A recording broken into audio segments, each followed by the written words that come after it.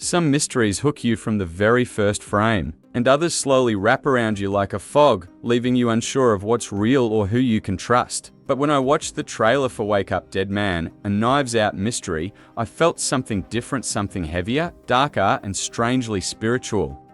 It's the kind of shift that makes you pause and think, okay, Rian Johnson is really taking us somewhere new this time, and if you're already here listening, don't go anywhere because this chapter of the Benoit Blanc saga is unlike anything we've seen before. Trust me, you'll want to hear every detail. And hey, drop your thoughts below as you're watching. I'm genuinely curious how this one hits you. After the success of Knives Out and Glass Onion, this third entry doesn't just expand the series, it mutates it. Johnson trades in the bright, satirical tones of the first two films for something moodier and more introspective, drawing inspiration from G.K. Chesterton's Father Brown mysteries. Instead of glamorous mansions or sun-soaked private islands, we're thrust into a world of spiritual conflict, moral ambiguity, and religious tension. It's still a murder mystery, sure, but the energy is different. Everything feels heavier, the characters feel messier, and the central theme of greed remains, but now twisted through the lens of faith and hypocrisy. This time, the story revolves around Monsignor Wicks, played by Josh Brolin, a man whose priestly robes barely hide the stains of a morally questionable past. And then there's Father Judd, portrayed by Josh O'Connor, a younger priest whose earnestness makes him stand out like a candle in a dark cathedral. From the moment we meet them, it's clear Johnson wants to explore the collision between two completely different philosophers, one corrupted, one hopeful.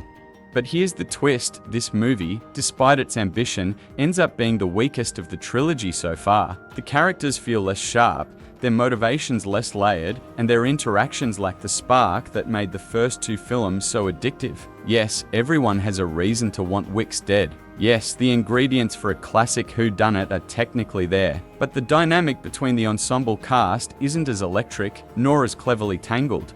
Even Benoit Blanc, Daniel Craig's beloved, charismatic, donut hole within a donut detective feels unusually subdued. He's quieter, more reflective, almost as if he's wrestling with something internal. Maybe it's because he's not a religious man navigating a very religious environment. Maybe he's exhausted.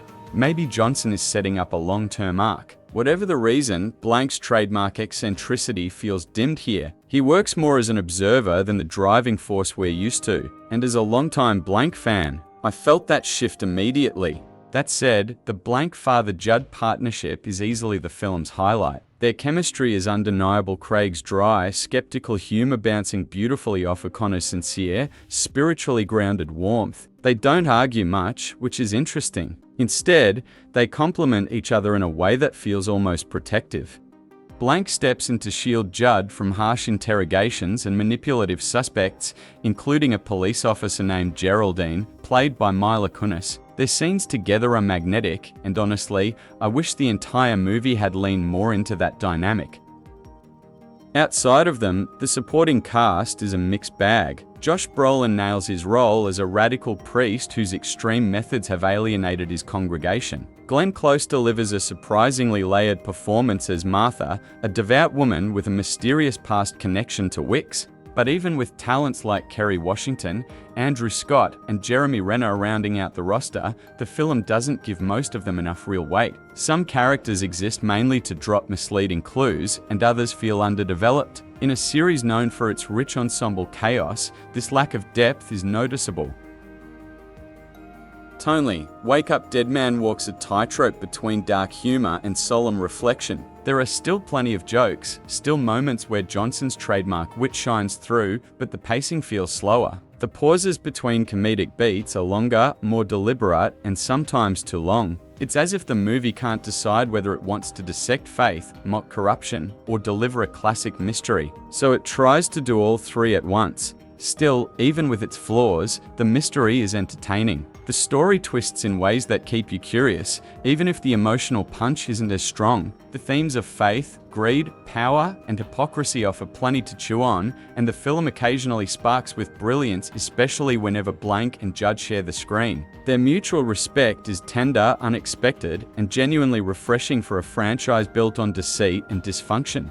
As the narrative unfolds, you start to feel the absence of the tight, clever interplay that made Knives Out and Glass Onion so satisfying. The spark isn't fully there. The energy isn't as confident. But it's still Rian Johnson. Even an imperfect Knives Out mystery is better than many perfect mysteries from other filmmakers. By the time the credits roll, you're left with a film that's smart, occasionally funny, thought-provoking in places, and carried by two phenomenal lead performances, yet one that doesn't quite reach the heights of its predecessors. It's good, sometimes very good, but it's not unforgettable.